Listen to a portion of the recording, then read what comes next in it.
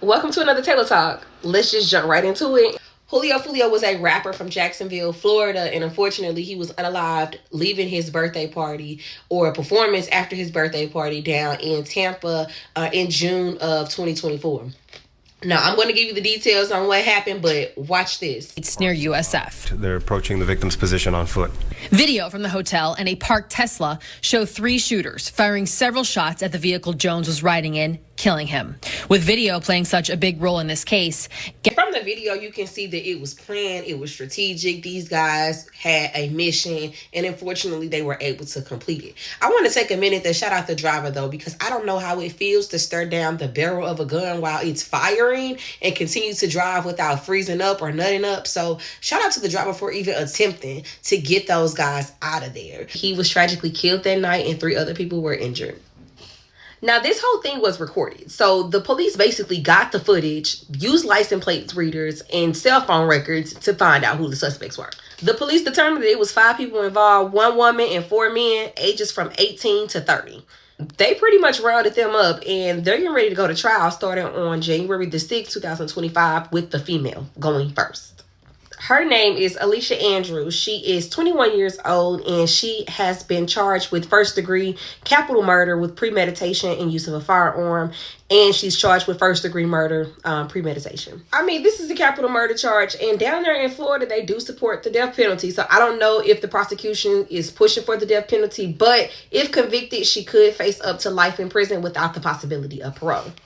Based on the information that I've gathered, it doesn't seem like she was one of the shooters, but she may have been complicit in setting Julio Foolio up. My understanding is that baby girl was dropping the location, and the guys with the guns had been following him all night. Now, the background on this was very interesting because we are seeing a lot of rappers in the news and on trial, and it's always something gang affiliated. Well, there's nothing different here. Julio Foolio was said to be a part of a gang, and they're alleging that the suspects who did this to him was also a part of a rival gang. Foolio was said to have been in this gang called 6 Block, and they've had this long-running beef with ATK and 1200.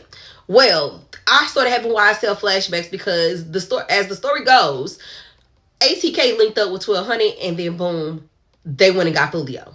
ATK may sound familiar because Young and Ace reps that gang. So yes, these are the 2 guys that have had the rap beef. We've heard their songs, and we know that this beef is very, very vicious. I mean, the beef runs deep, okay? Julio Foolio is actually shot a video out at the grave site of one of the ops. Like, it's that deep, y'all. Now, Alicia is just the first of the 5. So we still have 21-year-old Isaiah Chance, who's also alleged to be one of the guys who dropped locations or participated in the setup.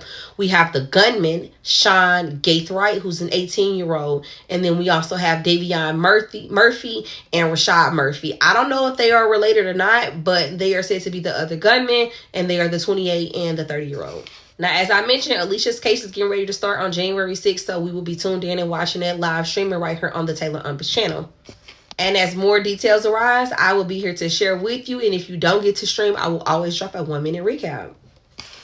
All right, now let's talk UGH because I have not given us update on this. I have not even reported on it. So I gotta let the people know how I've interpreted what the hell is going on. So Luigi is alleged to be the gunman in the unaliving of the United Healthcare CEO out in New York a few weeks ago.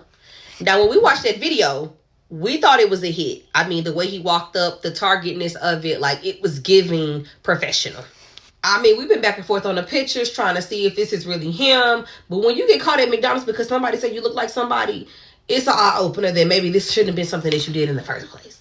All right, so y'all know Luigi is said to have caught a bus from Atlanta up to New York. He wore a mask the entire time. He stayed in a hostel. He had roommates. Nobody ever seen his face. It was just a lot of craziness going on with the story from beginning to end. I mean, court has started. We know in New York, they rarely like to put cameras in there. And there was a camera in the courtroom the other day. So I just don't know where this circus is going, but I can't stop looking at it. I can't stop watching. A lot of folks were talking like, okay, he did this for his family, his friends, and he has a lot of support with the community. But when we took a look at the indictment, it looked like he was just looking for somebody to check. I mean, in the manifesto, he wrote down that healthcare checks all the boxes. To me, that sounds like he was just looking for someone and that his actions were not truly healthcare related. He just did it because, again, Healthcare checked all the boxes. Now, we don't know what those boxes are, but more clowns in this circus. Luigi is being tried in both state and federal court, but dig this, the way that they got their federal charge was through stalking. They said that he cyber stalked the guy as he traveled from state to state. Specifically, they said that he used his cell phone and accessed the internet. He was fighting extradition. He didn't want to move from Pennsylvania up to New York. They got him up there anyway. He's got a great defense team from what I heard. And, you know, we thought the theatrics wasn't going to get any better until we saw them wax his eyebrows and walk him out on a perp walk. Like some sort of spectacle. He was on display for everyone to see in the biggest staged perp walk I've ever seen in my career. It was absolutely unnecessary. From a helicopter. Now, as the details come out, you know I will continue to keep y'all updated. But child, again, like I said, I can't stop watching. Now, we've talked about Melly and his habeas corpus request to get released from prison early because he felt like he was being treated, you know, basically inhumanely. Now, for a minute, the good people believed him, okay? But Broward County sent their response out, and child, I almost fell out of my seat. The sheriff office is like, look, you need to try to resolve this in state court before bringing it to this court, all right? And just because of that, there are rules in place, and this court is not supposed to interfere. On top of that, you don't have valid reasons. You filed this too late, and Melly in here acting a goddamn fool. They say Melly had all the privileges, but he in her breaking all the rules. Okay, they say he on the phone trying to talk to his co-defendant. He clogging up the toilets. He telling everybody he gonna beat him up. Like, what are we supposed to do? We need to protect our staff. So we isolate.